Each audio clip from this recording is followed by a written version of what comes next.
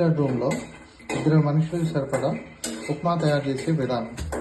ముందుగా గోధుమ రవ్వ ఎన్ని గ్లాసులు తీసుకోవాలి? చిన్న గ్లాస్తో మనిషికి టీ గ్లాస్తో మనిషికి రెండా? ఒకటిన్నర సరిపోతుందంట. ఎక్కువ బ్యాటింగ్ చేస్తే 2 గ్లాసులు, 1.5 మనిషికి తీసుకోండి. బాగా కడిగిన పచ్చిమిర్చి 3, కొత్తిమీర కొంచెం, క్యారెట్ 1, నిమ్మకాయ ఉడికిన తర్వాత దాని మీద పిండుకోవడానికి, ఆనియన్ 1, బఠానీ ఒక 5-6, అందులో కనీసం ఒక 20 గింజలు వస్తాయి చాలు. తర్వాత ఇది చెప్పాను కదా, ఈ గ్లాస్లో తీసుకోండి. నెక్స్ట్ ఏంటంటే ఇదిగోండి, ఇలా కడాయి పెట్టుకోండి. దీని ఏమంటారు? మూకిడ కడాయి అంటారు. దీంట్లో బాగా వేయించుకోవాలి. శనగపప్పులు, జీడిపప్పులు, ఇంకే పప్పులు ఉన్నా ఏం చేసుకోవచ్చు.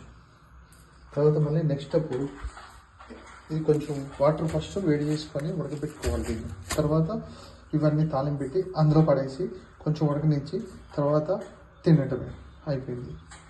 ఇప్పుడు గుమగుమలాడే ఉప్మా రెడీ. దీంట్లో కొంచెం చట్నీ వేసుకున్నాము. ఇది అల్లం చట్నీ. మరమరాలు నంచి పెట్టుకోవాలి, ఉల్లిపాయ నంచి పెట్టుకోవాలి.